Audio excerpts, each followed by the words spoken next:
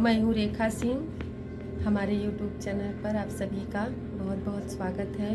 हम आप सबको गोपी वियोग का गीत सुनाएंगे, जो सभी गोपियाँ सखी सहेलियाँ आपस में बात करती हैं। श्री कृष्ण भगवान उन्हें छोड़ के गए रहते हैं। ये गीत उस समय का है। सुना भयल मधुबनवा सखी रे श्याम भैले सपनवा। सुना भयल मधुबनवा सखी रे श्याम भैले सपनवा। का भादव बीते कुआर नहीं आए, कार्तिक महीना में सुधिया भुलाए। बीती गए मास गहनवा सखी रे श्याम भैले सपनवा। बीती गए मास गहनवा सखी रे श्याम भैले सपनवा। सुना भयल मधुबनवा सखी रे श्याम भैले सपनवा।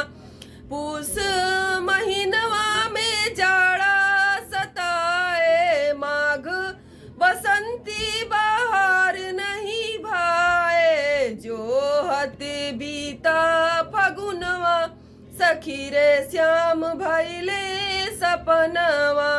जो हत बीता फगुनवा सखी रे श्याम भैले सपनवा। सुना भयल मधुबनवा सखी रे श्याम भैले सपनवा।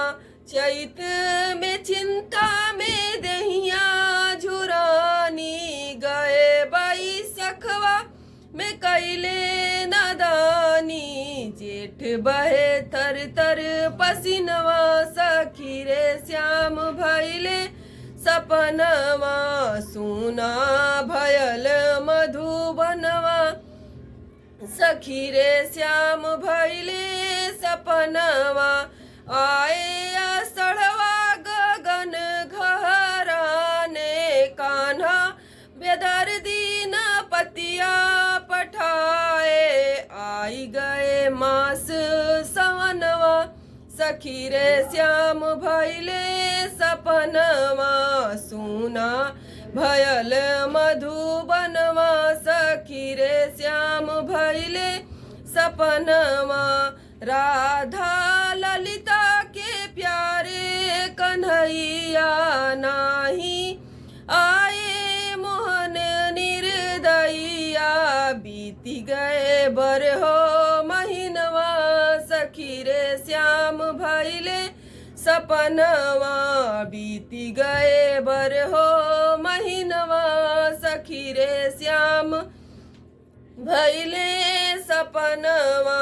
सुना भयल मधुबनवा सखी रे श्याम भैले सपनवा।